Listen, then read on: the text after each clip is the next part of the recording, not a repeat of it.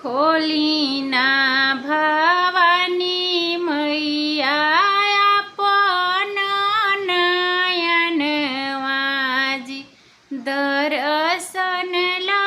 लागल बाकातार दर्शन ला लागल बाकातार अन्हारात आइल मैया आपन नयन लागी लांगड़ा चौकठिया धइले खाड़ लांगड़ा चौकठिया धइले खाड़ कोढ़िया तो काया लगी रोदना पसारेल बाझिनी बालकावा के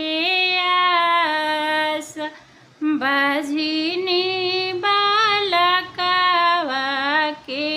आस खोली ना